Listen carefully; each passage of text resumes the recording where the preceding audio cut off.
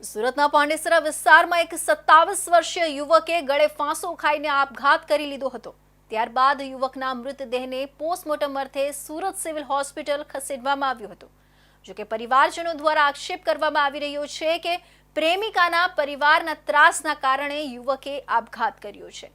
આ સાથે જ મૃતક યુવકને મારવામાં પણ આવતો હતો અને માનસિક ત્રાસ પણ આપવામાં આવતો હતો। પોસ્ટમોર્ટમ રૂમની બહાર યુવકની માતા અને બહેનના હૈયાફાટ રુદનના કારણે શોકનો માહોલ છવાઈ જવા પામ્યો છે। મૂળ મહારાષ્ટ્ર અને સુરતના પાંડેસરા વિસ્તારમાં આવેલા નાગસેન નગરમાં 27 વર્ષીય દીપક અશોક સેંદાને પરિવાર સાથે રહેતો હતો। દીપક પરિવારનો એકનો એક દીકરો હતો।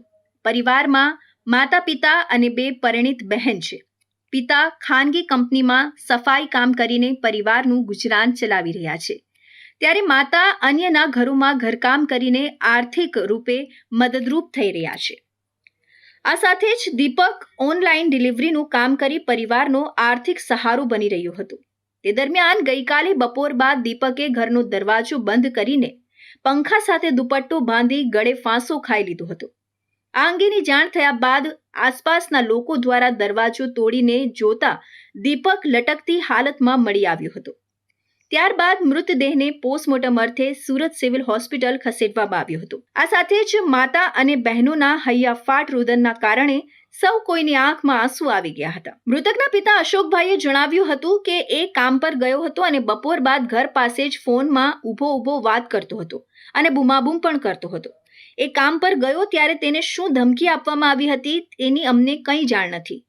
15 દિવસ પહેલા છોકરીના પિતા મામા અને ભાઈએ માર મારીને ધમકી આપી હતી। મૃતકના પરિવારના સંબંધી ગોપાલ સોનવણે જણાવ્યું હતું કે મૃતક દીપક અને ઘર નજીક રહેતી યુવતી વચ્ચે છેલ્લા 7 વર્ષથી પ્રેમ સંબંધ હતો।